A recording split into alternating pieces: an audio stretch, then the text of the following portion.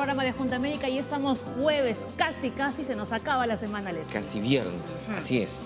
Vamos a hablar hoy día de una problemática que básicamente ocurre mayormente en mujeres, que es la escoliosis. Esta desviación en la columna que causa dolores a muchos niveles. Veremos las causas y el tratamiento. También vamos a hablar de los alimentos transgénicos, ¿no? ¿Serán buenos? ¿Serán malos? ¿Serán perjudiciales para nuestra salud o no? Lo averiguamos aquí en la Junta Médica y empezamos el programa.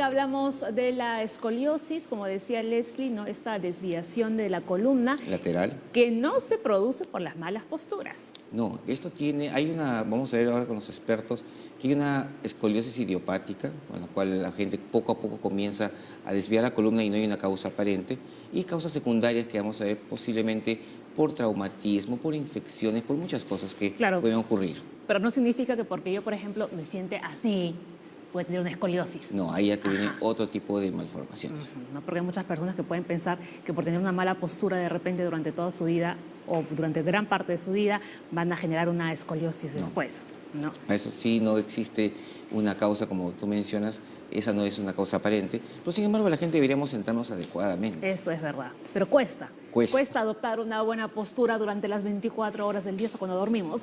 Sí, y sobre todo, por ejemplo, las secretarias, gente que trabaja en la computadora, está todo el rato así. Y hay personas que acaban de trabajar y salen con dolor de cuello, dolor de espalda, pero son pues contracturas musculares que si yo me coloco de esta manera, los músculos están por acá y el de acá está jalado, a la hora que quiero irme para el otro lado, ahí es donde me duele.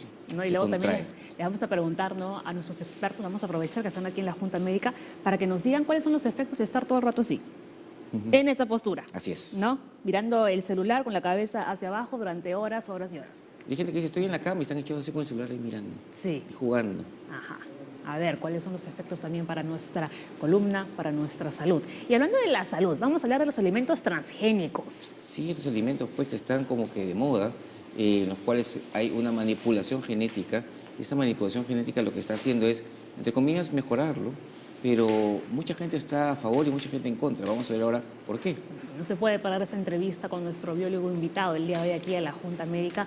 Todo lo que usted quiera saber también sobre los alimentos transgénicos, envíenos sus consultas, ¿no?, para hacérselas a nuestro invitado. Y podemos, Paola, permíteme, algo que está corriendo en las redes de ayer para hoy día, es que hemos descubierto el tratamiento del Guillain-Barré. ¿Ah, sí? Sí, eso es una mentira, porque lo que se tiene es todo un tratamiento, pero no la cura exacta.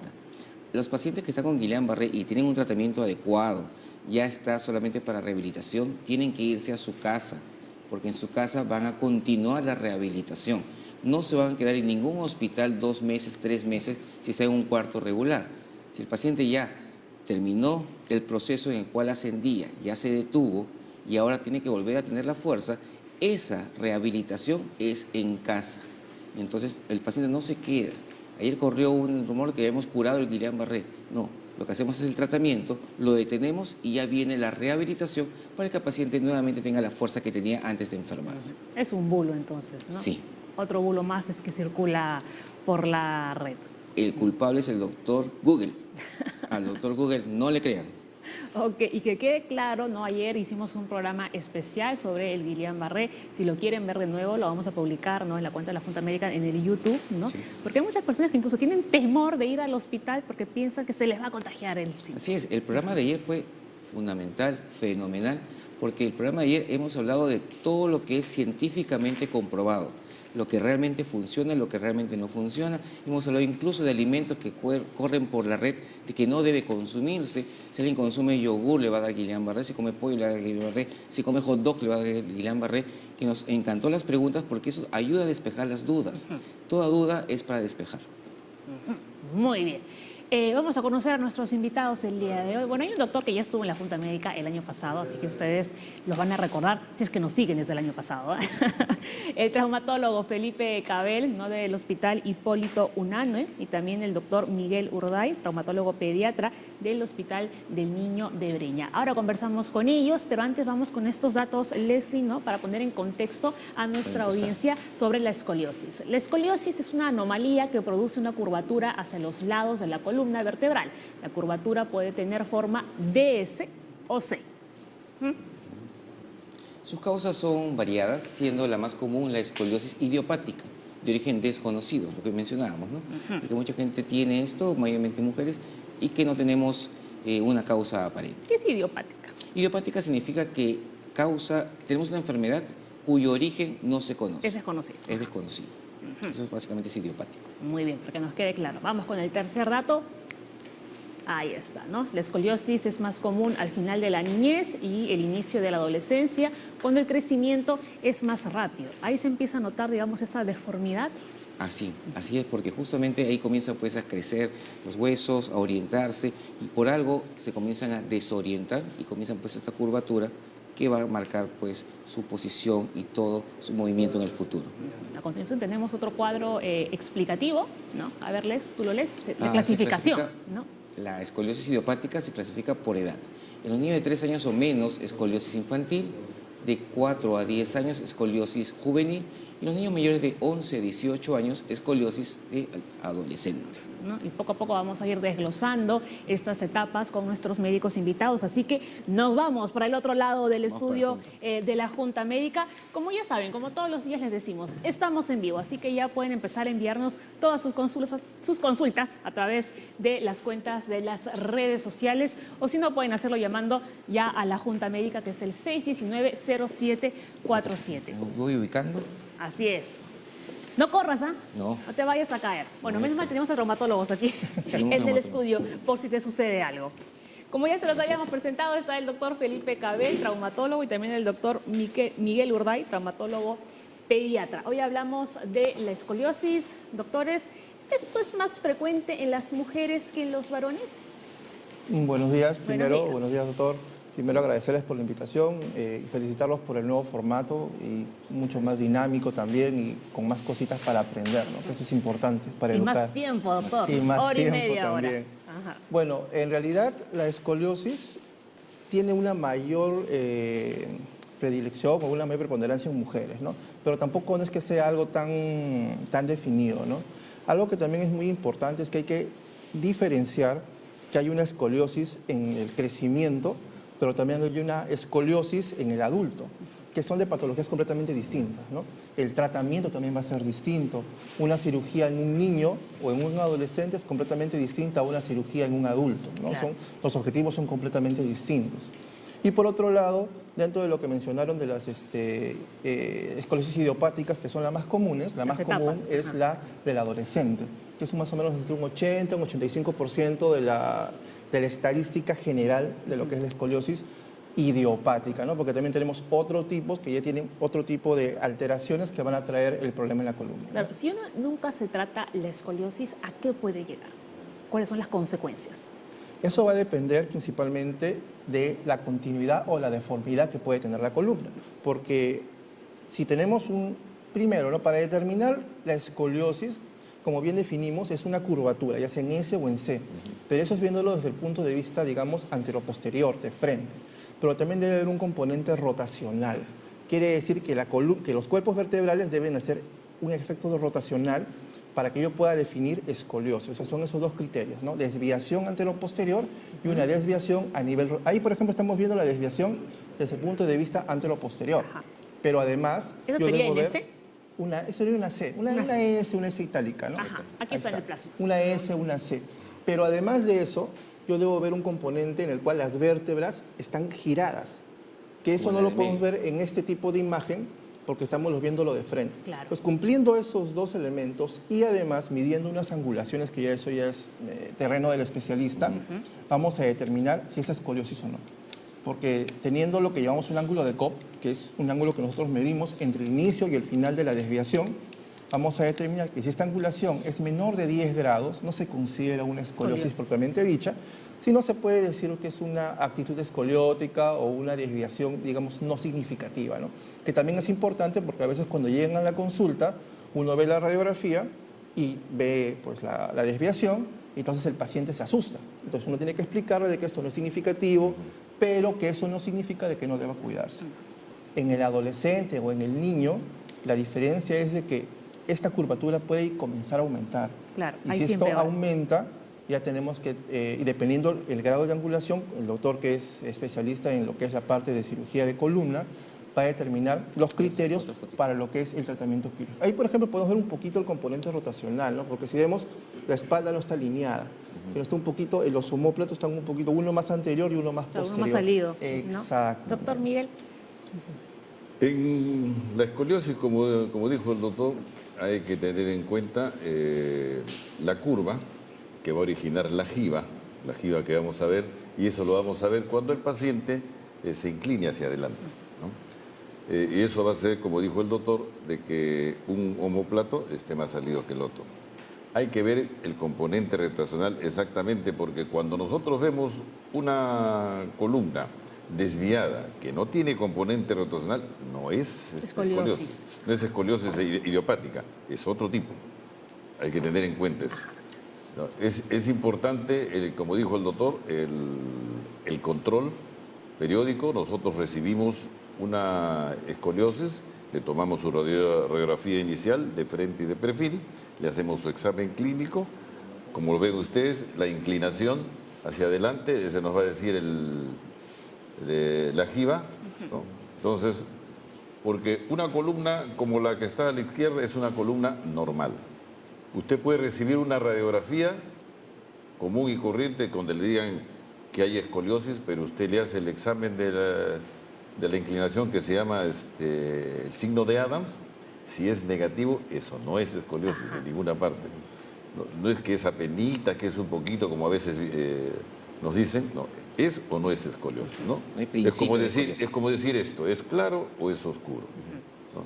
Que sea color perla, que sea color beige, ¿es claro o es oscuro? La escoliosis, eso no es, principalmente. La jiba es importante. Nosotros también vemos lo que se llama el triángulo del talle. O sea, el paciente está paradito y tenemos que verle el triángulo que está a los costados. Ese nos va a decir, si la jiba es negativa, nos va a decir entonces que puede haber un componente de dismetría de miembros inferiores. Eso nos va a dar que el ángulo, que el triángulo del talle esté alterado, ¿no? Entonces, a la hora de hacer el diagnóstico, gran parte es clínico. Claro, entonces el examen tiene que ser completo, hay que ver la altura de las caderas, porque la altura de las caderas también nos va a ayudar mucho a ver eso. Entonces, como mencionó el doctor, de acuerdo a las edades, es que vamos a ver nosotros la posibilidad del progreso, de lo que va a ser esto, va a aumentar o no. A menores edades hay que tener un control, ¿no? En los primeros años, un buen control, porque de 5 más o menos, de 4 a 9 años, la columna crece lento. No se va haciendo lo control, pero a partir de que empieza la etapa de los 10 años hacia adelante, la columna va a ser su última etapa de crecimiento, sobre todo en las mujeres, que empiezan con los cambios menstruales, cambios hormonales, y se va a disparar esa columna, hay que ver eso. Entonces hay que inicialmente hacemos unos controles nosotros cada 3 meses, después los vamos espaciando, de acuerdo a cómo va creciendo. Entonces, en nuestro medio, y de acuerdo a lo que está escrito, por ejemplo, de 10 grados a 20 grados, hacemos un tratamiento netamente de rehabilitación. Entre 20 y 40 grados, nosotros vamos a hacer un tratamiento de rehabilitación más un corset rígido.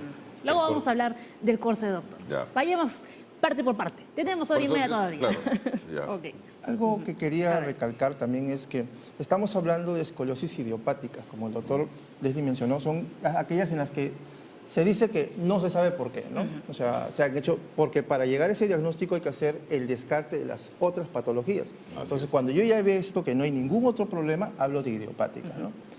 Pero también se ha visto que hay un componente genético últimamente, ¿no?, en este tipo de patologías. O sea, todavía está en estudio, ¿no? O sea, que hay una predisposición a desarrollar esta escoliosis.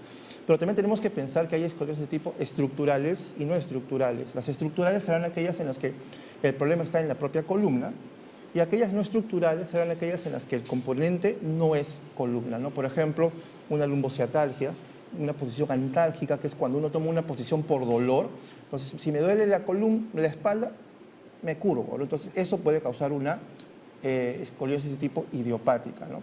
Algo que también mencionaste y que, bueno, yo tengo un criterio en este sentido, ¿no?, que son las malas posturas. Las malas posturas sí pueden llevarte a una escoliosis, pero ¿en qué sentido? Si tenemos un componente, por ejemplo, de hiperlaxitud ligamentaria, en un paciente que tiene demasiada flexibilidad, ¿no? Los pacientes que vemos en los circos, ¿no?, que son demasiado flexibles. Entonces, ¿qué pasa? Que si estas personas no tienen un fortalecimiento muscular desde niños y toman una postura viciosa, ¿no?, como yo le digo a mis pacientes en el consultorio, ¿no?, que estar haciendo la tarea como culebra en el sofá, que con el celular como si fuera pues enroscado en la cama, eso quizás una vez si lo hacen no va a haber problema, pero si eso lo tomamos como costumbre, eso a la larga puede traer, si tenemos un componente de hiperlaxitud, una desviación de la columna. Entonces sí puede traer, pero si no cuidamos o no corregimos estas malas posturas a largo plazo.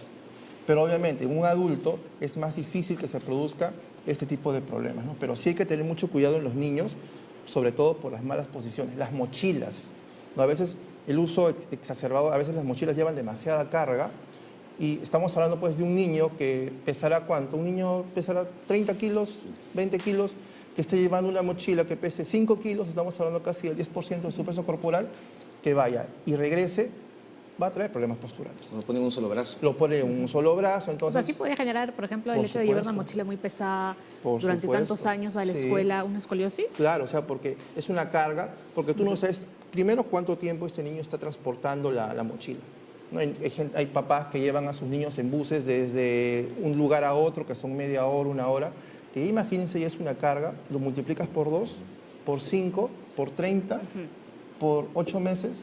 Entonces, mira cómo está haciendo esto, que puede traer problemas. No he dicho que sean todos los casos, pero son la prevención. Acá tenemos que trabajar mucho, sobre todo en estos problemas, en la prevención. Si no educamos, pueden haber problemas. Y en esos pacientes, esa desviación probable con hiperlaxitud se pasa de entre 10 a 20 grados o va más allá. Puede. Por ejemplo, si tenemos, por ejemplo, un paciente tipo Marfan o un Ehlers-Danlos, esto puede aumentar la desviación y en este caso ya, como el doctor bien dijo, dependiendo el grado de deformidad, va a ser el tratamiento que tenemos que dar, ¿no? Entonces acá hay que tener bien claro que esto podría ocurrir en personas que tengan algo de fondo, ¿no? Una hiperlaxitud en la cual pues, uno puede poner los brazos hasta el otro lado, se puede estirar, esa gente que se mete en las cajas y se envuelven ahí, eso si tienen disposiciones viciosas podrían llegar a una escoliosis. Pero igualito, todo el mundo debemos tener una buena postura. A ver, el doctor Miguel, ¿qué dice? ¿De acuerdo? Bueno, si estamos hablando de escoliosis idiopática, eso es netamente estructural. Si estamos hablando de escoliosis congénita, también, porque esa es una alteración en la formación de las vértebras. Si estamos hablando de una neuromuscular, que son las tres más comunes, el predominio de la enfermedad de fondo, que es una enfermedad neurológica muscular, nos va a dar un problema de estructura. Los que, digamos, se conocen como escoliosis no estructurales, que son funcionales, tenemos que tratarlas generalmente solo con rehabilitación. Ahora, lo que decía el doctor sobre, por ejemplo, el uso de las mochilas pesadas, yo siempre les recomiendo que si van a usarlas y se van a ir hacia adelante, ¿qué va a pasar? Que la musculatura de la espalda no se va a desarrollar. El común de las personas, que ustedes los observan, no tienen un buen desarrollo muscular de la espalda porque siempre tienen que hacer esto, están así o se hacen para atrás. Entonces no usan los músculos y cualquier esfuerzo que hacen de más van a tener un problema de dolor. Entonces le ponen nombres, por ejemplo, como yo les digo a los pacientes, les duele el cuello, la parte de arriba, le han puesto estrés. Le digo, más que nombre de estrés debe ser ociosidad, digo, porque es una postura por no un uso adecuado. Pero en general, esto es producto por el mal uso. Los músculos no están aislados. Si el músculo de la espalda, por un mal uso, se contrae, jala al de arriba, agarra al de arriba hasta que llega a la cabeza. Inclusive hay malas posturas que producen hasta migrañas, cefaleas, y no son bien estudiadas. Bueno, porque no son del campo, ¿no? Entonces yo le digo, ¿cuál es lo mejor para unos niños que tienen este problema? Que pasen la mochila adelante. O que lleven la que tiene rueditas, ¿no? O tampoco la Pero en los recomiendas. colegios no les permiten. Entonces, que usen la mochila adelante. Entonces, ¿qué va a pasar? Si usa la mochila adelante, se va a ir para adelante. Entonces va a tener que usar los músculos de la Tiene que espalda. enderezar la espalda. Entonces, eso le va a permitir fortalecer y hacer un mejor uso de la columna. Muy bien. A ver, Les, vamos con lo siguiente. La escoliosis por lo general no causa dolor, disfunción neurológica o problemas respiratorios. Entonces, alguien que tenga una columna desviada, para decir que es escoliosis, en teoría funciona normal. En realidad, en los niños, la escoliosis en el adolescente, en el niño, es asintomática inicialmente. Y llega a la consulta no porque le duele al niño, ¿no?, sino porque el papá nota que hay una deformidad. Entonces llega y dice, mi hijito tiene la columna deforme, ¿no? Entonces ya uno lo comienza a evaluar. Pero eso es, digamos, en una escoliosis leve. Pero si tenemos ya una escoliosis con un ángulo de 30, 40 grados, va a haber dolor, va a haber problemas respiratorios porque la caja torácica no se va a ampliar en forma adecuada, pueden haber problemas abdominales.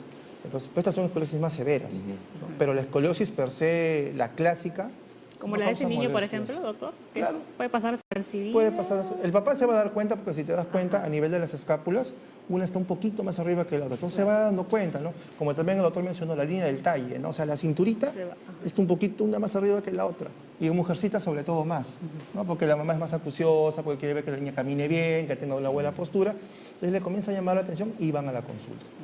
Si son escoliosis leves, educación, ejercicio, es muy importante el ejercitar la columna dorso-lumbar. También acá hay mucho sedentarismo, ¿no? Los niños actualmente ahora no hacen ejercicio. Su ejercicio es el PlayStation en fútbol, en la Copa del Mundo, y las mujercitas en el baile del aparatito, ¿no? Entonces, no hay un ejercicio. Y el no ejercitar No se van a va a jugar hacer que la columna pierda esa estructura. Es como un puente, ¿no? Como el puente Rayito de Sol, ¿no? Tenemos un poste con tirantes. Si estos tirantes se debilitan, este poste se va a ir hacia un lado o hacia el otro. Igual pasa la columna. La diferencia es que en una viga de acero yo cambio la viga y lo soluciono.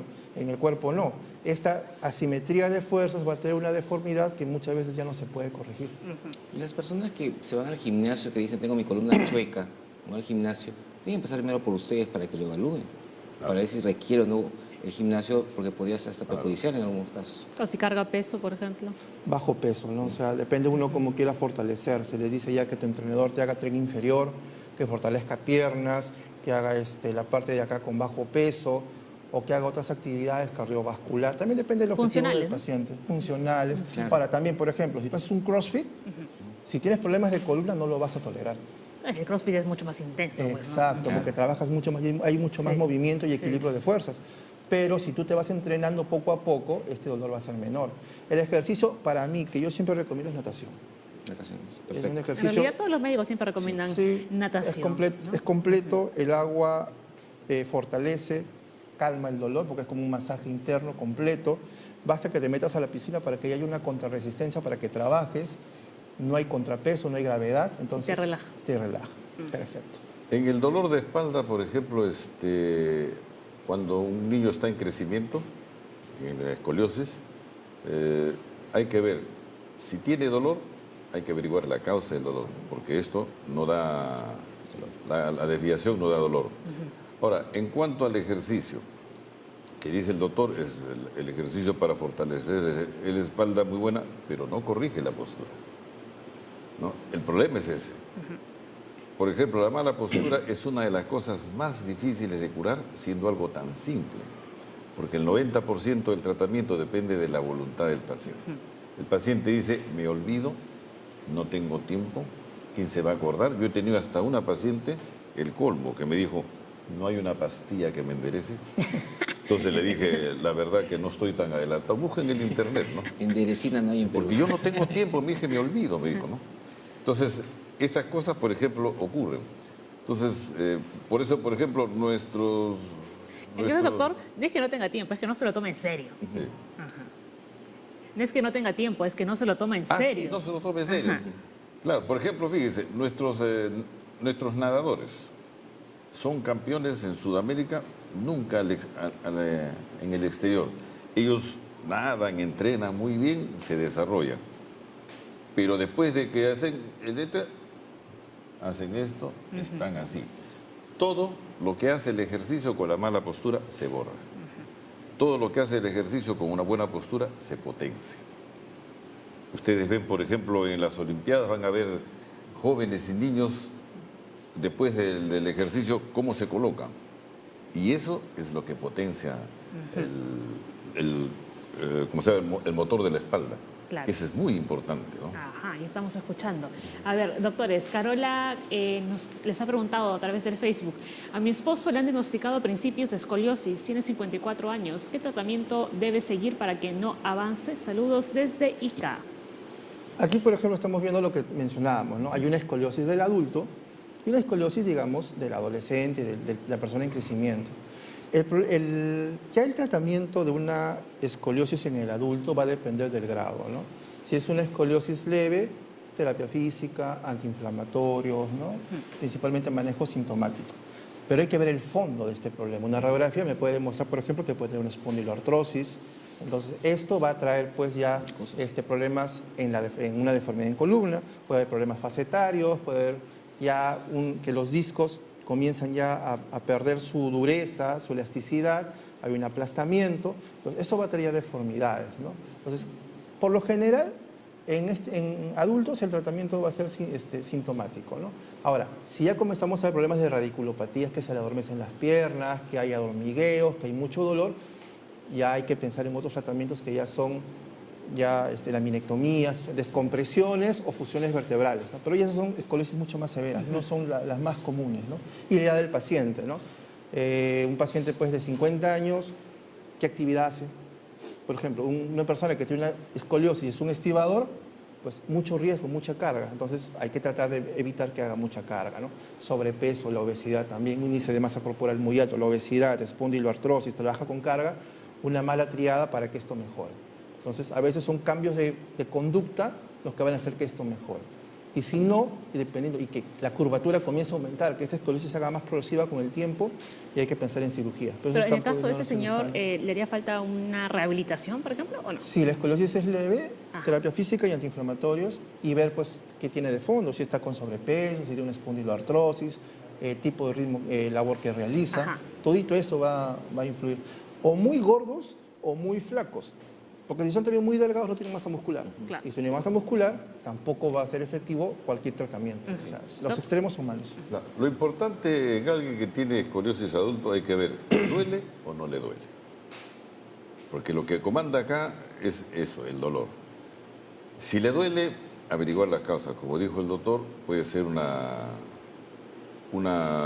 escoliosis, una columna artrósica por desgaste. Puede ser que ha sido un joven que nunca se trató y con el paso del tiempo produce artrosis. ¿Por qué se produce artrosis? Por la mala posición que tiene una vértebra con respecto a la otra, se desgasta donde se desliza más, ¿no?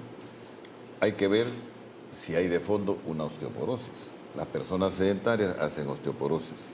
Entonces, cualquier movimiento de esfuerzo hacen fracturas que no se dan cuenta. Simplemente me duele, pastilla para el dolor, le duele, pastilla para el dolor, le toman la radiografía y ven el aplastamiento vertebral. Claro. Y esos son dolores tremendos. Hay que tomar no solo radiografías, a veces otros exámenes más profundos, como por ejemplo las tomografías o las resonancias. Entonces vamos a ver si hay estrechez en el canal. Si están creciendo, como dijo el doctor, problemas facetarios, si las facetas están creciendo hacia adentro y están produciendo dolor. Entonces, eso sí nos haría de ver un problema quirúrgico, porque está produciendo estrechez en el canal. Entonces, produce los famosos calambres, la debilidad, la persona camina unos metros y ya no puede, se le adormecen las piernas. Entonces eso ya hay que tratarlo. Les, otro. Una persona que se va al mercado y va a trabajar de estibador, que se pone estas fajas en la cintura, ¿se protege de la columna lumbar esa fajita que se pone? Esas fajas no tienen ningún tipo de protección a nivel lumbar. Lo que pasa es que confunden las hernias inguinales, que son, ahí sí una faja te protege porque mejora la pared, a las hernias, digamos, discales. Claro. Acá el problema, la faja no te va a ayudar. Y es más, en algunos estudios, yo he hecho un poco de salud ocupacional, se ha demostrado que pueden ser incluso contraproducentes. Porque si tú te colocas algo que te aprieta, ¿qué pasa con tu musculatura? La atrofias. Entonces, es peor.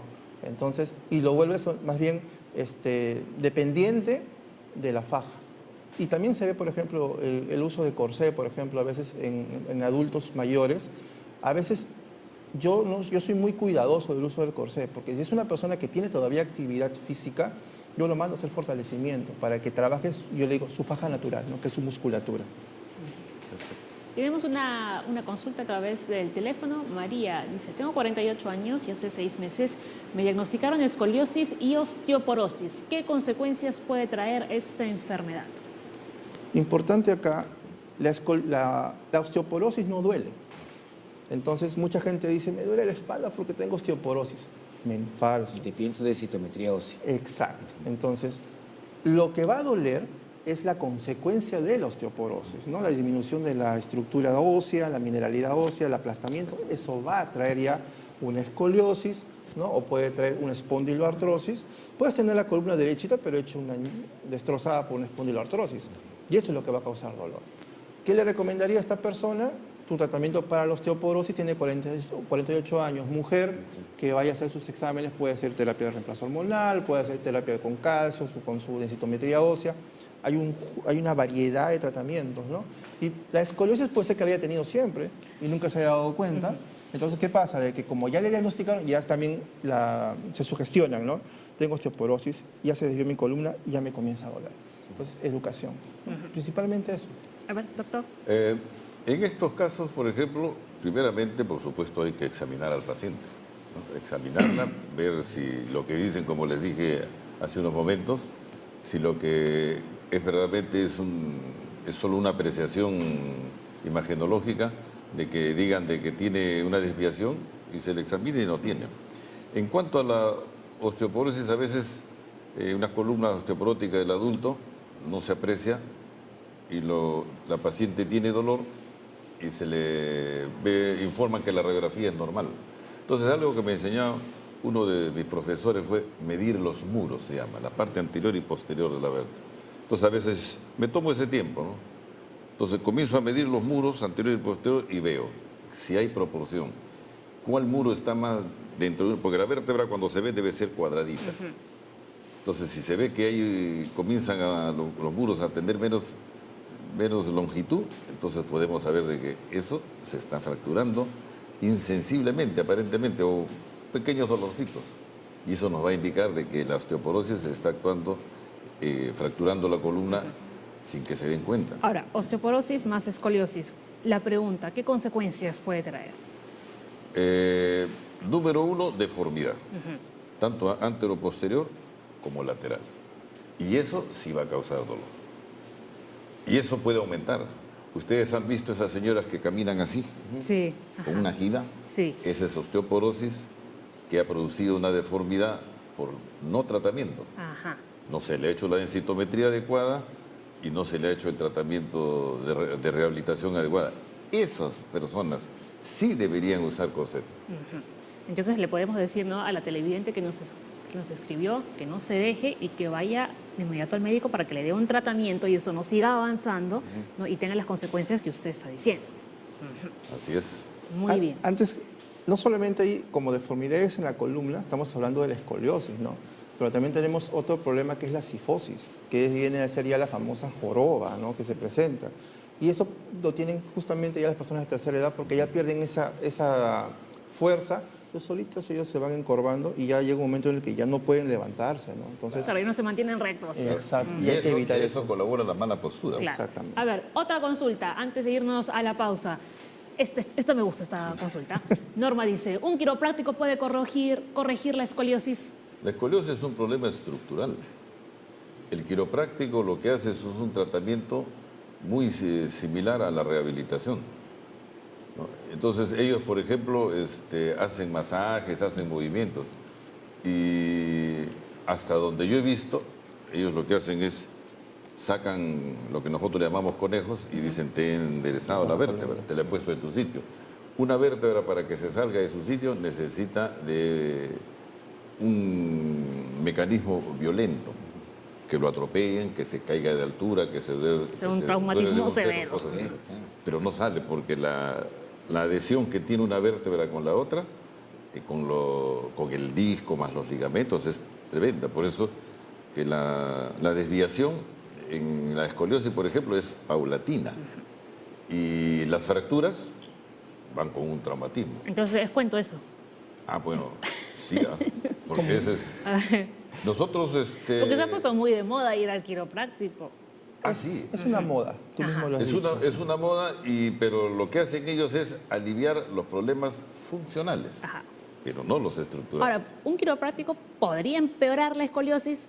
No podría empeorar la escoliosis. Lo que podría hacer es, por ejemplo, si tenemos un paciente que tiene una osteoporosis y el quiropráctico hace una manipulación, podría hacer una pequeña microfractura. Quiropraxia es mano y efecto, o sea, quiro es mano. Lo que es el quiropráctico, el que utilizando técnicas manuales, maneja un poco la columna. Pero acá, como ya he mencionado, yo no tengo nada en contra de los quiroprácticos, quiero dejar en claro, no tengo conflicto de intereses en este momento, pero lamentablemente acá la quiropraxia no es, digamos, una carrera profesional, no es, digamos, yo he hecho un curso de 6 meses y ya soy quiropráctico. En España, en Europa, la quiropraxia es una carrera de 5 años y que tiene estudios de anatomía, fisiología, o sea, es completamente distinta, ¿no? Entonces sí puede hacer daño, hay que tener mucho cuidado.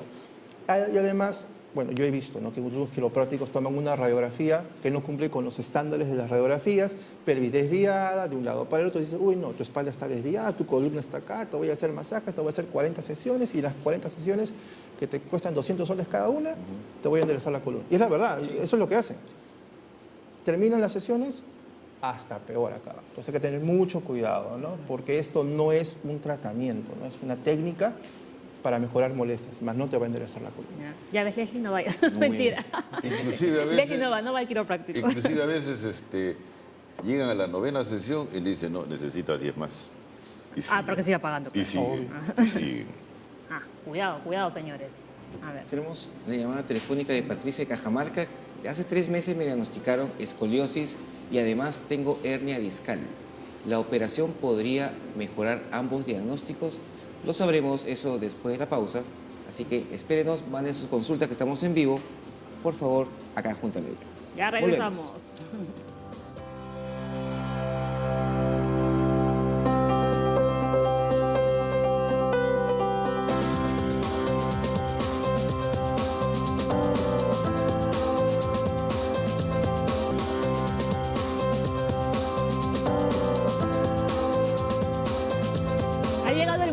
De hablar de los alimentos transgénicos aquí en la Junta Médica. Para ello hemos invitado a Ernesto Bustamante, ¿no?, biólogo molecular. Ernesto, muy buenos días. Buenos días, bienvenido Paola. al programa. Buenos días, doctor Soto. Gracias. Es un tema polémico realmente, ¿no? Sometido a mucho debate. Sí, es verdad. Especialmente en la última década en Perú, o década y media, ha estado sometido a mucho debate, es verdad. ¿Qué son los alimentos transgénicos, para explicarle bien a la población? Bueno, alimento transgénico en realidad es un término mal empleado. Lo que se debería decir quizá es un alimento que tiene como alguno de sus ingredientes originales en su fabricación o en su preparación algún compuesto que fue transgénico. Lo que es transgénico es un ser vivo. Transgénico es un animal, puede ser una planta o un microorganismo. Con ellos se hace alimentos. Y esos alimentos, al ser de origen transgénico, no necesariamente ellos son transgénicos. Pero hablamos de que se modifica. Lo que se modifica genéticamente es la planta. Por ejemplo, Exacto. El maíz, se modifica la soya, se puede modificar el algodón. Claro, no es un alimento, pero se puede sacar aceite de la pepa del algodón. se modifica la planta o se modifica el animal, por ejemplo, un salmón, pero no se modifica el alimento en sí. Por ejemplo, un pollo que come maíz transgénico, la pregunta ¿es el pollo transgénico? No.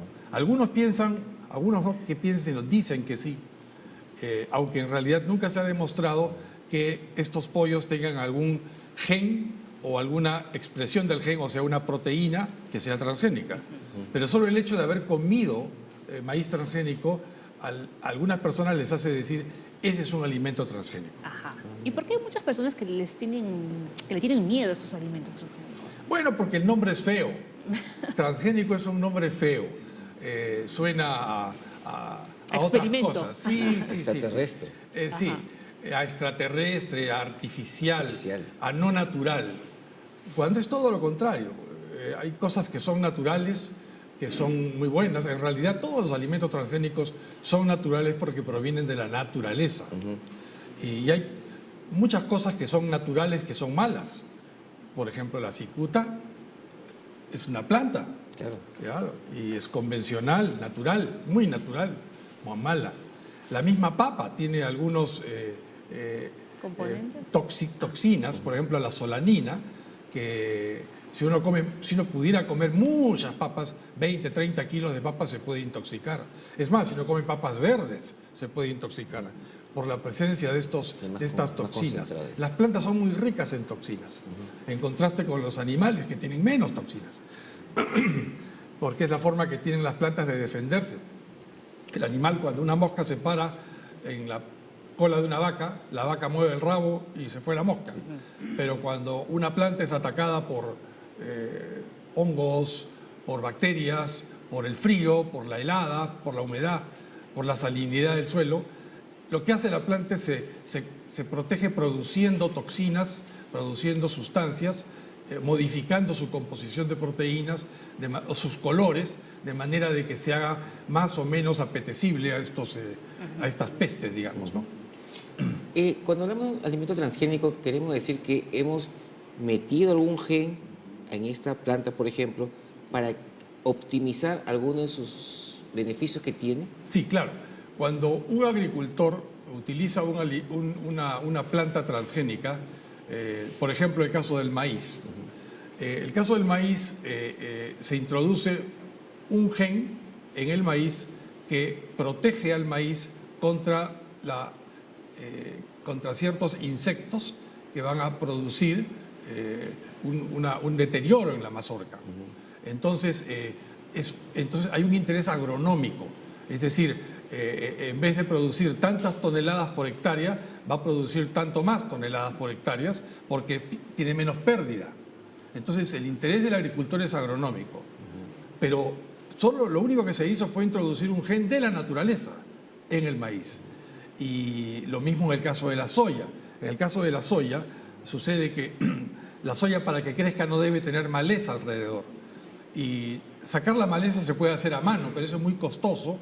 También se puede arar el campo continuamente, eso es costoso y es malo para el medio ambiente. Pero lo que se usa es soya transgénica, que lo que tiene es un gen que le permite resistir a un herbicida o a ciertos herbicidas que son capaces de matar malezas, más no la soya. Entonces uno siembra la soya, crece soya y maleza, echa el herbicida, muere la maleza y queda la soya.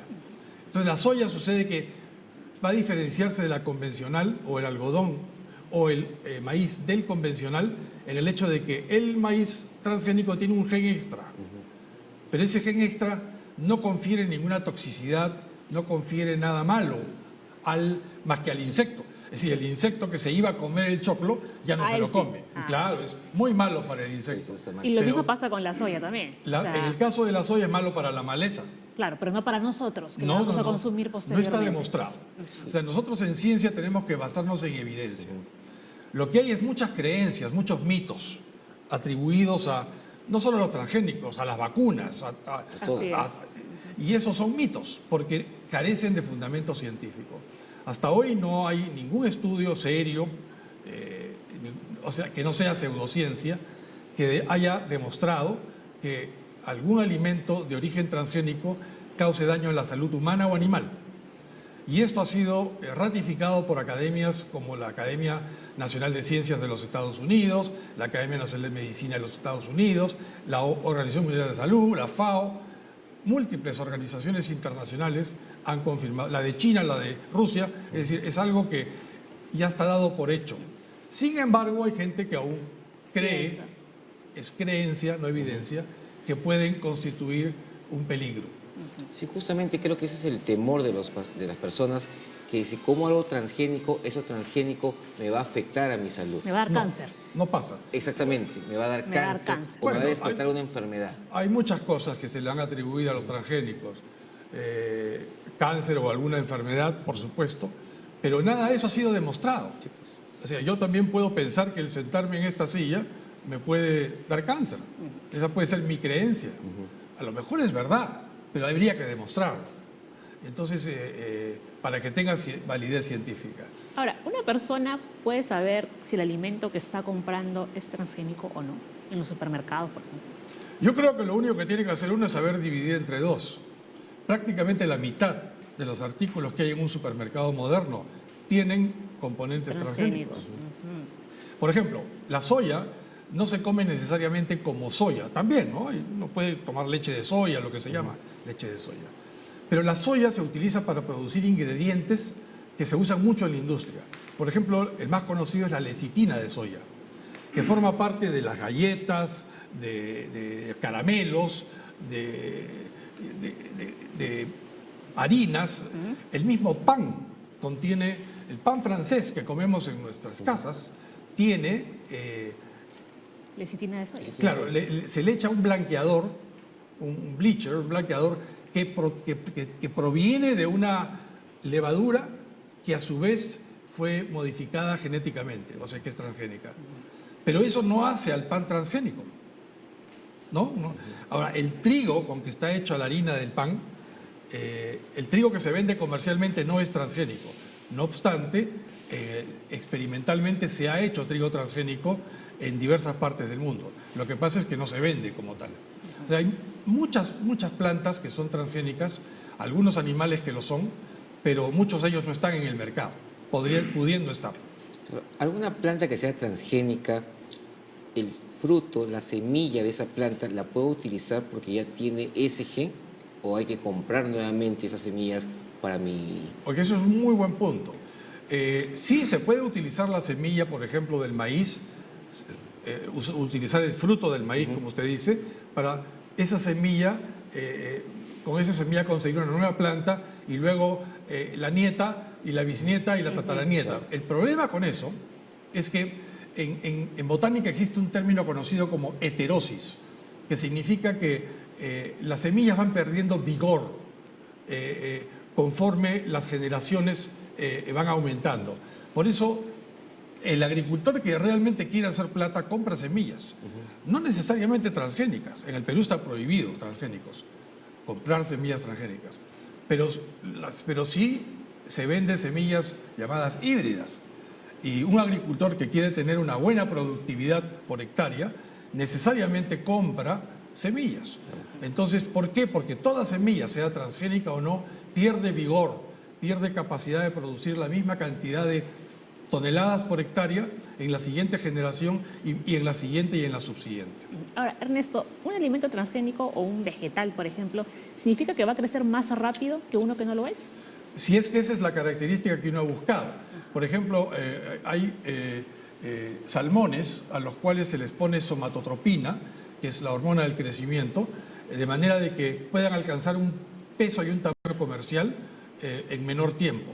Entonces, eso es lucrativo para el que cría salmones o truchas, y por eso hay salmones y truchas transgénicas. Permíteme ese punto. ¿Y dirías tú que ese salmón es artificial? No, ¿Qué es lo que la no, gente porque piensa? ¿Con menos proteínas, menos cosas? No, al contrario. Todas esas pruebas ya se han hecho. Claro. Artificial sería si le pongo un gen marciano, pero en realidad, por ejemplo, ese salmón lo que tiene es un gen de otro salmón. O sea, el gen el salmón del Atlántico, que es una especie diferente que el salmón del Pacífico, Entonces lo que se hace es, el gen del salmón del Pacífico se le pone al salmón del Atlántico. Y luego a este se le hace crecer a una velocidad diferente. Con sus propiedades normales. Sí, claro, produce carne y la gente lo compra en los supermercados. ¿Sí? Y lo mismo ocurre con el pollo. Bueno, el pollo en sí no es transgénico. Ah, ya. Lo que es transgénico Es el alimento que le da. En el Maíz. Perú, el 60-70% del maíz amarillo duro, que es un alimento del pollo, es transgénico. Pero no porque se cultive en el Perú. Se cultiva en Argentina, en Australia, en los Estados Unidos, en Brasil, en Paraguay, en Bolivia. Y nos lo venden a nosotros. Y en el Perú tenemos una ley, la ley de la moratoria de los transgénicos, que en mi opinión es una ley antinacional, una ley que no debería existir porque lo que hace es le quita la oportunidad al agricultor peruano de producir su propio transgénico. Claro. Nosotros como consumidores ya comemos pollos que a su vez comen maíz transgénico. Pero ese maíz transgénico fue sembrado con mano de obra argentina, con mano de obra boliviana, en campos bolivianos, argentinos, paraguayos, pero no en campos peruanos, porque está prohibida la importación de semillas, más no la importación del producto final.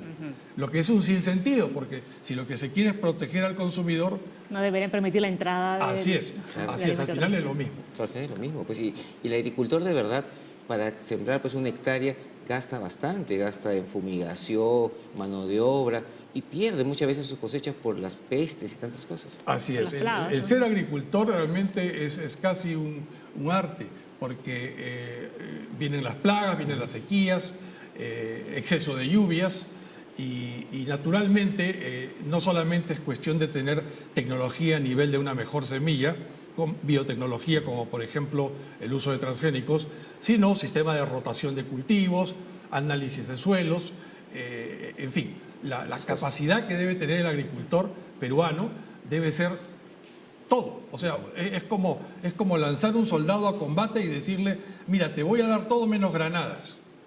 Está bien, se puede defender con pistolas, pero las granadas también son importantes. Claro. El agricultor peruano está en desventaja frente a los agricultores de los países vecinos. Se le ha quitado la capacidad de poder tener un arma importante que tiene en los mercados internacionales décadas de uso y cuyos productos están ya en nuestros mercados. Y los consumimos a Los diario. consumimos sin ningún problema.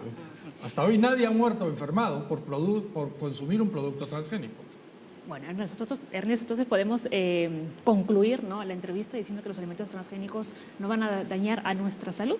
No, definitivamente no se ha demostrado que puedan dañar la salud humana o animal. Pollo que come maíz transgénico y peruano que come pollo que come maíz transgénico no se ha de enfermar por haber comido maíz transgénico ese pollo. Ajá. Perfecto, entonces estamos bastante claros que básicamente es mucho mito, mucha creencia de que algo transgénico es artificial, que no tiene ningún producto alimenticio, que le quita las propiedades a las plantas, para nada. Sigue siendo lo mismo. Esas son ideas, son hipótesis de trabajo que se tuvo hace 30 años, muy razonables, por supuesto, porque era algo nuevo, pero con el correr de los años ya se ha demostrado que eso no es así, porque no se ha encontrado evidencia en contrario. No vamos a esperar 200 años. Y si ya hemos esperado 200 años y como en 200 años no ha habido ningún daño, entonces podemos decir que son seguros. Porque si no, hasta ahora no estaríamos usando penicilina, ni vacunas, ni antibiótico alguno. Entonces, porque en todo caso siempre hay un periodo de prueba para toxicidad o para daño posible al humano. Entonces, no confundamos alimentos transgénicos con alimentos artificiales. No. Es Porque que alimento artificial no ajá. hay. No hay, Bueno, entonces. alimento artificial no alimenta, pues, porque para que sea alimento Miento, tiene que tener... le quito o la carne- etiqueta alimento. Lo que hay es alimento convencional y alimento no convencional. Y el no convencional suele ser el llamado transgénico. Existe otra cosa diferente que es un modo de cultivar, que es lo que se llama la agricultura orgánica o ecológica, que muchos confunden como las antípodas del transgénico. Y no tiene nada que ver lo transgénico con lo ecológico o lo orgánico. Yo, si quiero sembrar algo con características orgánicas, ese es un método de cultivo. Lo transgénico tiene que ver con lo que se cultiva, no con cómo se cultiva. Ajá. Entonces hay una confusión allí que hay veces es usada políticamente para poder obtener algunas Muy bien. modificaciones, vamos a decir, ¿no? Ajá, estupendo. ¿Qué tema para más interesante? Por supuesto ¿verdad? que sí, porque hemos aprendido que las plantas transgénicas realmente tienen un componente que ayuda a que algo las beneficie y el consumo de estos productos no ataca al ser humano, ya se ha hecho estudios y vemos que es algo bueno. Ya lo Así es. saben, cuidado con la información que circula en Internet, que Muy es bien. falsa, ya lo dice Ernesto. Muchísimas gracias por haber estado en el Gracias, programa. Paola. Gracias, doctor Soto. Gracias. Nos vemos, hasta la próxima. Gracias. Vamos a la pausa, pero antes tenemos ya otra consulta para nuestros doctores en la mesa de la Junta Médica. Francisca dice, ¿una persona de 70 años puede operarse para curarse de la escoliosis? Ahora lo sabemos, después del corte, ya volvemos.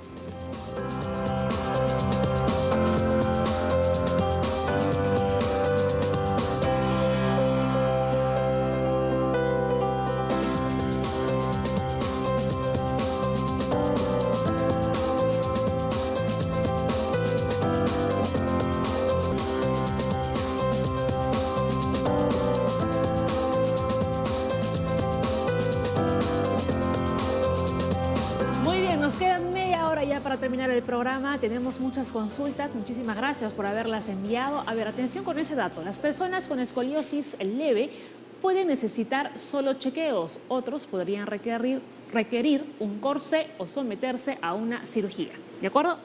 Conforme, como les decíamos, va a depender el grado de angulación, el tratamiento que tenga la persona, ¿no? Ángulos de COP entre 10 a 20 grados, tratamiento es chequeos, controles, ejercicio, analgésicos. De 20 a 40 grados aproximadamente ya hay uso de corsé. Y ya más de 40 grados se habla de tratamientos quirúrgicos. ¿Y este corsé se pone 24 horas al día? Para dormir también. Claro, los corsets se usan, son corsets rígidos Ajá. ¿Y que cómo? no pretenden corregir la columna, sino simplemente tratar de postura. detener la desviación. El avance de la escoliosis. Así, tratar de detener la desviación más rehabilitación. A partir de los 40 en nuestro medio se usa la cirugía.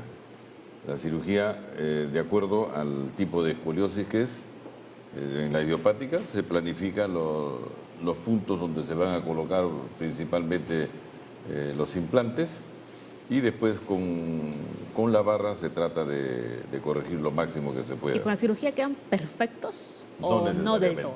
Ah. No necesariamente. En los libros dice bien claro que la mejor cirugía no es la máxima corrección. Ah. Inclusive hay pacientes donde nos hemos operado y todavía le vemos la curva, pero el familiar dice, no, está bien, notó porque ya no se le ve la jiba. O sea, lo importante que ellos... Lo estético.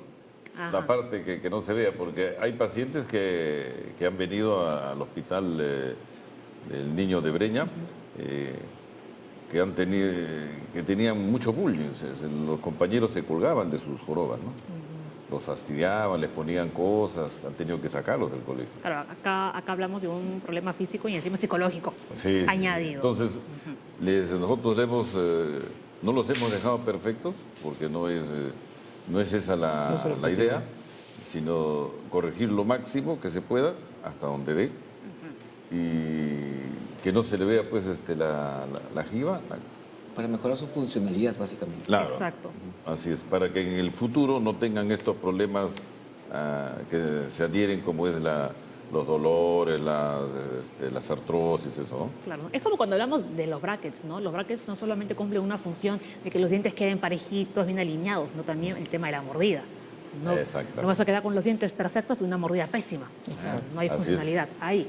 A ver, vamos con las consultas. Patricia, de 47 años, llamó desde Cajamarca. ¿Ven? Nos ven a nivel nacional. Todo el Perú.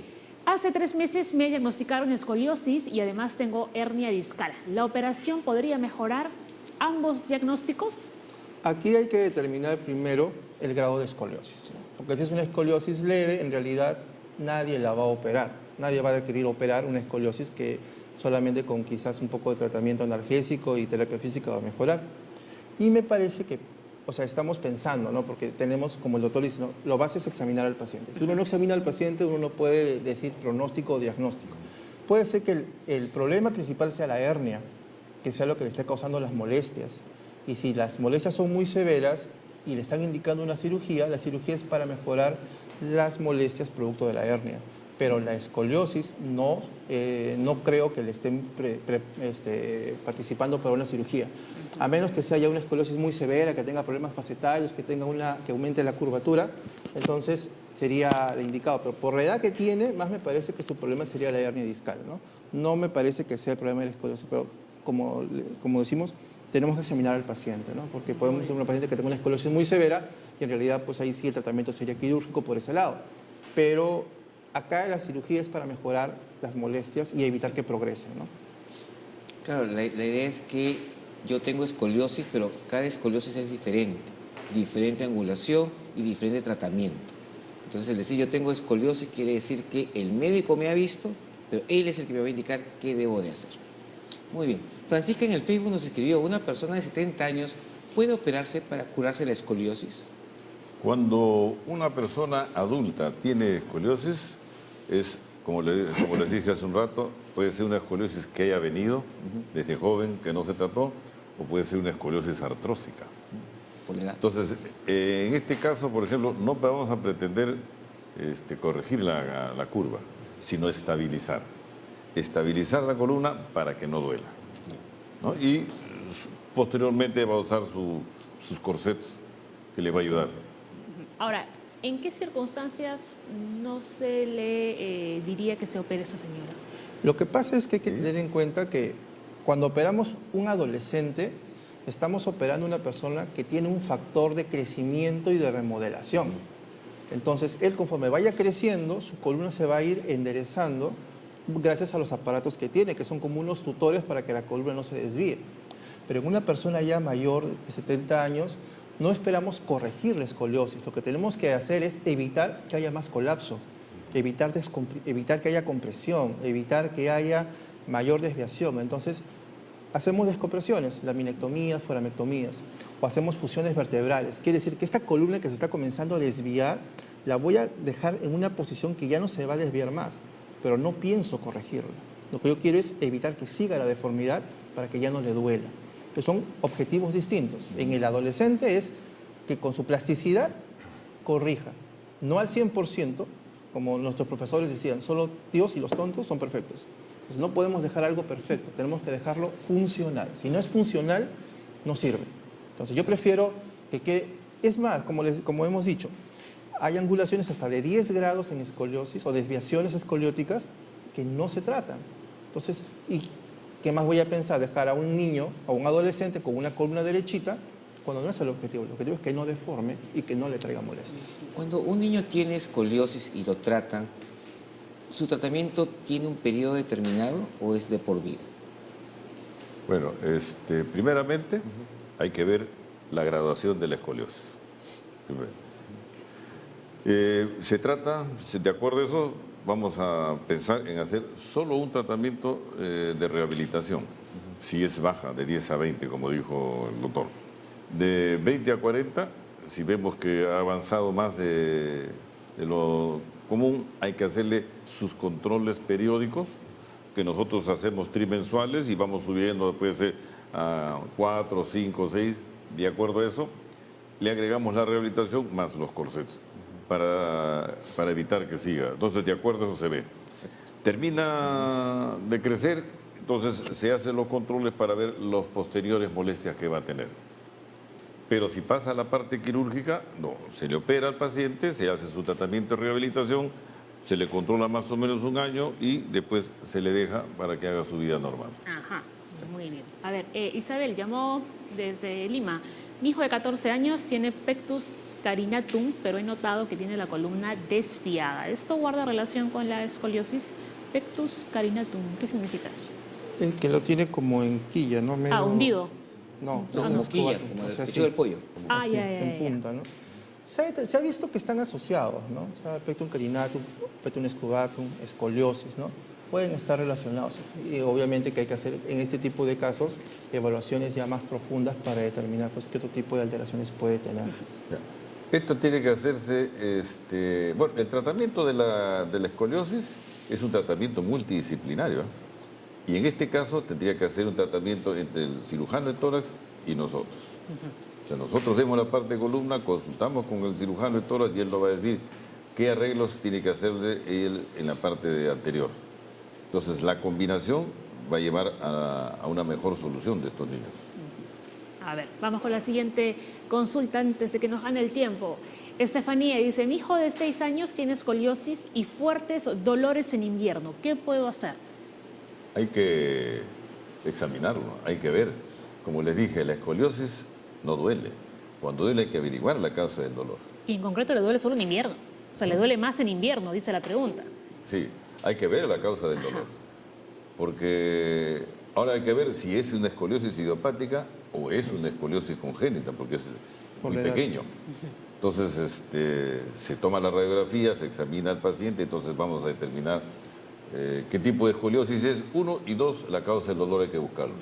Estefanía, entonces lo que tienes que hacer es ir a buscar al doctor Miguel al Hospital del Niño de Breña. Y porque en general justo las escoliosis congénitas, como son de diagnóstico temprano, porque se nota con el niño va creciendo, hay que hacer pues una evaluación mucho más precisa. Antes es importante también, antes de seguir con las preguntas, algo que no hemos hablado y que muchas veces estas desviaciones de columna pueden producirse por dismetría de miembros inferiores, es decir, que una piernita es más corta que la otra. Considerar también que ninguno de los segmentos son iguales, siempre hay uno más pequeño que el otro, pero hay pues grados, ¿no? Se recomienda que hasta 2 centímetros no debería traer alteraciones, digamos, en la estructura de la columna, pero ya más de 2 centímetros puede traer desviaciones compensatorias, entonces ya ahí sí hay que pues hacer zapatos con alza, compensarlos, ¿no? Y a veces ya mucho más severas, hay tratamientos hasta quirúrgicos, ¿no? O también problemas en cadera, displasias de cadera, que también pueden traer escoliosis, pero ya secundarias. Serían ya, digamos, estructurales. Pero un gran porcentaje de estas desviaciones también pueden ser por dismetría de miembros. Entonces, como bien dice el doctor, ¿no? Hay que ser clínicos. Evaluar al niñito, de preferencia desnudo, ¿no? O para evaluar las dismetrías, las alteraciones de la columna, la marcha también es importante, porque si el niño camina mal, va a traer una desviación de columna, o la desviación de la columna puede traer alteraciones en la marcha. Entonces, hay que tratar de evaluar al niño dentro de lo más integral posible, ¿no? Para que todo llegue a un buen puerto. Nosotros cuando recibimos en el Instituto del Niño de Breña, recibimos a estos pacientes, aparte de hacerle la evaluación traumatológica de columna, también los hacemos ver genéticamente, porque a veces hay enfermedades genéticas de fondo que están originando estos problemas. Así es, importante ese punto. Otra consulta. Desde antes nos llamó a médico, dice, he tenido hernia en L4 y L5. Llevé tratamiento hace 10 años, pero ahora nuevamente me duele toda la espalda. ¿A qué se debe que regrese el dolor? El dolor en espalda es multifuncional, tiene muchas causas. Multifactorial. El hecho de que haya tenido una hernia hace 10 años no quita de que le pueda volver a doler y que la causa sea la hernia, ¿no? Tenemos síndromes miofaciales, tenemos, no sabemos la edad del paciente, ¿no? Si es un paciente de 50, 60 años puede tener una espondiloartrosis, problemas de carga, sedentarismo, obesidad, o sea, una cosa no quita que le duela de acá a 10 años, o que ahora le duele y que en un año le tenga otro tipo de dolor en el mismo lugar, pero de otra causa, ¿no? O puede ser que tenga una hernia de nuevo en otro sitio, ¿no? O sea, es bueno por eso evaluarlo, ¿no? Las características del dolor nos van a decir qué tipo de problema puede tener. Y los problemas de dolor de espalda a la cabeza no es escoliosis, son síndromes miofaciales, que son contracturas a nivel muscular y eso causa dolor. Sí, bastante. A ver, por favor, recuerden que siempre que nos manden sus consultas, así como nos indican de dónde están llamando y su nombre, la edad, importante, básico, para que los doctores puedan orientarlos mejor. Una consulta, se están vendiendo esos polos, camisetas para la columna, que dice que te refuerza la columna. ¿Son útiles? Todo ortésico no va a ser útil mientras yo no fortalezca la musculatura. O sea, estoy haciendo lo más fácil la vida, pero no le estoy dando el tratamiento adecuado. Si yo le coloco un corrector postural, ¿qué va a pasar cuando le saque el corrector? Vas a volver a la posición viciosa. Esto mucho pasa también, por ejemplo, en las oficinas, ¿no? 8 horas trabajando, sí. Uno llega, ¿no? Derechito. Pero no mantienes la postura toda la A las jornada. 3 horas ya estás así. Sí. Y a las 6 horas ya estás ya como pavo para Navidad, ¿no? Con el cuello agachado porque ya te duele todo. ¿Por qué? Porque no hay pausas activas, no hay actividad física. Entonces, eso a la larga va a traerte problemas. Entonces, es importante no buscar los aparatos a menos que el especialista los indique. Exacto, claro. ¿No? Porque si yo voy a comprarlo, el telemarketing, tiene una evaluación médica, me puedo hacer hasta un daño. La estabilidad de la espalda va a depender del funcionamiento muscular. O sea, los músculos se contraen como dos poleitas y uno está derecho. ¿Ok? Si nosotros le ponemos uno de esos aparatos que usted me dice, entonces ¿qué va a pasar? Lo que vamos a hacer nosotros, vamos a jalar los hombros hacia atrás. Pero ¿en qué momento funcionan los músculos de la espalda? No funcionan. Si no funcionan, por eso, como dijo el doctor, se le saca y se cae. O sea, lo que estamos haciendo es mal. Está peor, más daño. Estos famosos comerciales que pongas este corsé, que le va a mejorar, es solo puro negocio. ¿No? Es un buen negocio, pero no es corrector de nada. La mala postura no se corrige con corsets. La masa, como yo les dije hace un buen rato, la mala postura se corrige con rehabilitación más la voluntad del paciente, que es lo principal y es lo más difícil. Sí, eso es Muy bien, a ver. Desde Jesús María, me llamó María, dice, mi hijo de 20 años ha sido diagnosticado con acromegalia, pero tiempo después le dio escoliosis. ¿Guardan relación estas enfermedades? Podría ser en el sentido de que un crecimiento rápido, ¿no? Puede traer problemas de la musculatura, de alteraciones del eje, ¿no? Pero de que, o sea, todo paciente acromegálico va a tener escoliosis, por lo menos no lo he encontrado, ¿no? Pero sí puede ser por un crecimiento muy desmedido, ¿no? Si crecen demasiado y no hacen ejercicio, el eje, el poste no está equilibrado y puede hacer desviación. Y también porque como son muy altos, la gente es más bajita, se agachan para escucharlo y para hablar. O se suben a la combi, tienen que estar agachados, Sí, los sí, asientos son realmente son incómodos, delgaditos. las camas tienen que extenderlas porque ya no entran en la cama, entonces eso puede traer problemas. Sobre todo esas combis que son, creo que de ese tamaño, ¿no? Imagínate un 1,80 m que se mete Que ahí, cualquier todo persona de un chico. tamaño medio ya tiene que ir así. Lo que pasa es que puede haber habido en las vértebras un crecimiento desmedido y no Irregular. Claro, irregular. Como estos niños a veces crecen no solo hacia arriba, sino a los costados. Entonces, la irregularidad de las vértebras puede haber originado esto, pero no hay rotación. Es una escoliosis que se podría ver si algún problema hay, de tipo molestias, ¿no? Pero si solo es una curva, se puede tratar tranquilamente en forma no quirúrgica, ¿no? Tenemos una actitud escoliótica, ¿no? Claro. Lo que llamamos, Claro. ¿no? A ver, Marta llamó desde Independencia. Tengo artrosis y cada vez que hago esfuerzo me duele la columna. Tengo desviación lumbar, L5. ¿Qué tratamiento debo seguir?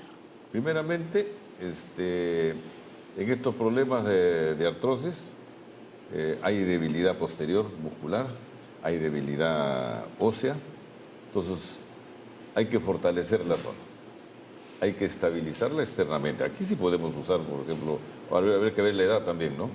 Se puede usar, aquí podemos usar un corsé estabilizador y desarrollar la parte muscular, como decía un proverbio antiguo de Trámato, decía, cuando el músculo se mueve, el hueso se nutre, ¿no? Entonces, esto es importante. Si hay artrosis, hay desgaste, hay que fortalecer la zona para darle más estabilidad y una inmovilización externa. Ok. Además, ella dice que tiene la desviación lumbar, pero puede ser que tenga una desviación como escoliótica o puede tener una listesis. Entonces, una listesis puede causarle dolor y va a depender del grado de listesis. A veces hay que hacer hasta fijaciones para que esto no siga desviándose, ¿no? Entonces, igual una buena evaluación para ver qué tipo de desviación tiene, ¿no? O una dismetría O también. una dismetría también. A ver. Rosa en el Facebook nos escribe y dice, tengo 22 años y me diagnosticaron escoliosis lumbar. Actualmente hago CrossFit y pesas y no siento dolor. ¿Es necesario operarme para corregirlo? Si no duele, no lo toco. Esa es nuestra pilar en medicina, ¿no? Si no duele, ¿para qué lo vas a tocar? Se observa. Exacto. O más bien, el ejercicio es No probablemente... siempre, doctora. Hay enfermedades que no duelen, no tienen síntomas y si no vas a tiempo, No, claro, es pero tarde. en este caso, Ajá. ¿no? Más bien el ejercicio lo que puede estar haciendo es favorecerla, fortaleciendo la musculatura. Ajá. Entonces, eso sí es bueno, ¿sabes? O sea, en este caso, operarla, por sí, desde el momento que hace CrossFit y hace pesas, yo asumo de que no es una escoliosis pues severa, ¿no? Porque una escoliosis severa no podría ni cargar nada por dolor, ¿no? Entonces, no es necesario. Y justo decíamos que el CrossFit es un tipo de ejercicio bastante intenso. Y como ya terminó de crecer, podría causar 22 años. molestia, pero con esto se está dando buen soporte. Sí. Entonces, cirugía, nada. No. A ver, Gladys dice, mi hijo de 6 años es hiperlaxo y tiene escoliosis. La doctora ha recomendado que use corsé aparte de sus terapias. ¿Estaría bien que use corsé a esa edad? Va a depender del el grado de desviación que tenga, ¿no? Ahora, la hiperlaxitud, como mencionamos, es un problema en el cual pues sus ligamentos, sus tendones son muy laxos, muy, digámoslo, son fofos, ¿no? Entonces, es el ejercicio lo que necesita, pero a lo mejor ya tiene un grado de escoliosis que requiere un corsé para evitar que siga deformando, ¿no? Habría que ver pues una radiografía y el niño para determinar si es una persona idónea para el uso de un corsé. Doctor Miguel. La hiperlaxitud, como dijo el doctor, tiene que ver con que hay mayor laxitud de los ligamentos.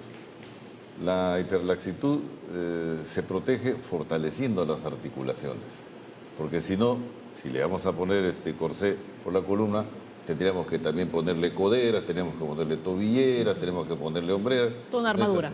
Claro, o sea, un robotito lo digamos. O sea, la idea no es esa, ¿no? La idea es, hay que ver la graduación de la escoliosis, número 1, y número 2, comenzar a hacer una rehabilitación que fortalezca las articulaciones, y como está en crecimiento, vamos a conseguir algo bueno. Ajá, perfecto. Desde Villa El Salvador nos llamó Cintia, interesante, dice, mi hermano de 16 años tiene 2 hernias en L4 y L5, pero ahora se le adormece la pierna. Le han recomendado hacerse una operación. ¿Qué tratamiento debe seguir para evitar la operación? Mire, todas las hernias no se operan. Antiguamente se operaban toditas, ¿no? Primeramente, si tiene molestias en las hernias, por las hernias, hay que ver por la parte de rehabilitación. Dicen los autores que si alguien que tiene hernia con molestias pasa los 3 primeros meses, después no hay problema. Va a quedar una imagen en las resonancias posteriores, pero con medicación y rehabilitación cede. No es necesario operar. O sea, adormecimiento no me dice de limitaciones, ¿no? Toda hernia va a producir de estos síntomas periféricos, primeramente por la irritación que produce la salida de la hernia, que tiene sustancias que irritan los nervios. Entonces no haría falta la cirugía en este ¿No? caso. Primero hay que tratarlo, ¿no? Siempre hay tiempo para operar una hernia. ¿Y cómo se trataría en este caso? Por eso pues le digo, antiinflamatorios, Nada analgésicos más. y rehabilitación. Ok, Su reposo adecuado, pues, mientras baja el proceso inflamatorio. muy bien. Ahora, también hay que ver, ¿no? La recurrencia de las molestias, la intensidad de las molestias, porque ella dice que se le adormece. Habría quizás que hacer una electromiografía para determinar pues, algún compromiso radicular y la continuidad, ¿no? Porque una cosa es que tenga un evento leve, otra cosa es que tenga eventos agudos 3 veces en un año, 16 años, una resonancia, que hable pues, de un compromiso medular, que hay ya un efecto de masa que está cumpliendo, se podría hacer, ¿no? Pero es evaluar al paciente, ¿no? Claro, Es claro. importante. A ver, atentos a esta consulta, doctores. Adrián nos ha escrito, mi hijo de 3 años tiene síndrome de Down y escoliosis. Recién está gateando. ¿Qué tratamiento puede recibir? Solo rehabilitación y un corsé de soporte, en este caso, para ayudarlo, porque está en proceso de crecimiento. No siempre los Down hacen escoliosis, ¿no? Si tiene escoliosis, tratarlo, verlo, observarlo. Hay que ver, como hemos dicho ya hace un rato, la graduación, ¿no? Porque si es una curva pequeña, no hay problema. Si es una curva grande, hay que preocuparse. Ajá. ¿De acuerdo, doctor? Sí, aparte Abel. que los niños que tienen trisomía, síndrome de Down, son un poco hiperlaxos, son un poco fofitos. Entonces, obviamente, yo le recomendaría ejercicio, ¿no? Que haga, lo mandaría a una piscina, ¿no? La piscina, aparte que va a desarrollar su capacidad neurosensorial, su capacidad de fortaleza, su capacidad de distribución mucho mejor. Entonces, y va a fortalecer toda su columna. Entonces, con eso es suficiente. A ver, vamos con la siguiente. Lili en el Facebook nos dice, tengo 26 años y me detectaron escoliosis en el 2015. Me dijeron que tenía una curvatura de 11 grados y que era leve, pero no llevé tratamiento. ¿Debería llevarlo para corregir la escoliosis? Sí, pues leve. Como le dijimos, De 10 a 20 grados es tratamiento rehabilitador. No tiene que usar ningún aparato externo, solo hacer su rehabilitación y controlarla. Controlarla. Ahora que se ha preocupado, controlar a ver cómo va. Más o menos, como ya tiene 26 años y no va a crecer, puede ser una placa cada 6 meses. Ahora, lo que acá sí ella dice es, debería llevarlo para corregir la escoliosis. Entonces, acá recordar, la escoliosis no la vamos a corregir. No. Lo que vamos a hacer es evitar las molestias. Entonces, ese es el objetivo. Entonces, y también hay que ser bien claro cuando llega el paciente, ¿no? O sea, yo no te voy a corregir la columna porque no necesitas una corrección. Lo que voy a hacer es mejorar tus dolores, mejorar tu molestia para que tengas una vida pues mucho más activa. Muy bien, vamos con la siguiente. María Rosas, a mi hijo de 10 años inicialmente le dijeron que tenía escoliosis, pero luego de una radiografía de miembros inferiores nos dijeron que tenía una dismetría de 1.5 en su pierna. ¿Esta dismetría puede causar escoliosis? Pero es lo que le llamamos una pseudoescoliosis, ¿no? Claro. Es un problema funcional, más que de estructura. O sea, la diferencia de medida de las extremidades va a hacer que la pelvis se tuerza, ¿no? Ajá. Entonces va a haber esa curva. Para compensar. Se corrige la descompensación, no hay Y ya ningún está, problema. no va a ser escoliosis. No. Ajá. Vamos con la última ya. Con última pregunta en el Twitter nos han escrito, Nicole nos dice, tengo 19 años y fui diagnosticada de escoliosis lumbar, pero últimamente tengo dolor de espalda y cadera. Fui al gimnasio hace 3 años, ¿algún tratamiento para mejorar el dolor? Tiene una escoliosis, probablemente si está yendo al gimnasio debe informar a su instructor que tiene pues un problema en columna, porque puede estar quizás abusando de la carga, ¿no? Y este abuso de carga no solamente va a traerle problemas a nivel dorso-lumbar, sino también puede traer problemas en caderas porque puede estar abusando de la carga, ¿no? Y además de abusar de la carga, de repente hacer los ejercicios con una posición incorrecta. Exacto, siempre hay que tener mucho cuidado. Por eso es que en los gimnasios tienen espejos, no para que se vean estéticamente, sino para que vean cómo están haciendo la posición, cómo está la espalda. No para hacer esto. Claro. Ni para tomarse selfies tampoco. No para el selfie o para lucirse, sino para ver cuál es la posición adecuada para que hagan un buen ejercicio. Ajá. Ahora, hay que comprobar que sea una escoliosis. Claro. Primeramente hay que comprobarlo. Número 1 con el examen, número 2 con la parte radiográfica, y de acuerdo a eso vamos a ver si es que era una escoliosis. La graduación, como ya hemos dicho, y entonces corregir la parte dinámica de la columna. Y eso nos va a ayudar. Es muy bien. Ya. Bien, entonces hemos visto hoy día lo que es escoliosis, han visto ustedes que hay varios grados, quien lo va a determinar es el traumatólogo y cada persona tiene un tratamiento diferente. No hay un esquema único, puesto que cada persona es un individuo único y hay que darle tratamiento específico. Si alguien me dice que tengo una u otra enfermedad, hay que ir a ese especialista para que nos diga realmente qué grado o qué avance tiene esta enfermedad y qué tratamiento debo de recibir. Y recuerden que lo que buscan los médicos es la funcionalidad. Claro. Nuevamente, reforzamos esa palabra. Que trabaje bien. ¿No, doctor? Así es. Ya, lo último, antes de irnos. Bueno, yo les recomendaría que siempre sean evaluados correctamente, que vayan donde el especialista que conoce esto, porque a veces, o sea, quien los oriente, no quien los confunda, porque generalmente el paciente se confunde. A veces lo ve alguien que no es especialista de columna o se dejan llevar por lo que dicen otras personas y entonces escogen el camino incorrecto y entonces esto le va a producir las molestias que van a venir a continuación. Que sean evaluados adecuadamente, clínicamente, radiológicamente, para que equilibren un tratamiento adecuado. Felipe. Bueno, acá simplemente recordarles que la mayoría de los problemas de columna son leves, entonces no requieren mayor tratamiento que vida saludable, ejercicios y pues controles posteriores. Ahora, si vemos de que a futuro estos problemas están empeorando, pues ya el médico, el especialista determinará el tratamiento adecuado. Pero tenemos la suerte de que la mayoría de estos problemas son de tratamiento solamente conservador, ¿no? Vida saludable, alimentación saludable, actividad física y evitar pues todo aquello que puede exacerbar la carga. A ver, doctores, buena postura. Nos colocamos bien para Todos, despedirnos. todos. Los chicos también, los camarógrafos también. Bueno, hasta mañana. Mañana ya saben, la Junta Médica, hablamos no de la salud mental. ¿Qué toca, Leslie? Acumuladores compulsivos. Las personas que acumulan todo y que no pueden deshacerse de las cosas. A las 10 de la mañana los esperamos. Chau, chau. Buen día.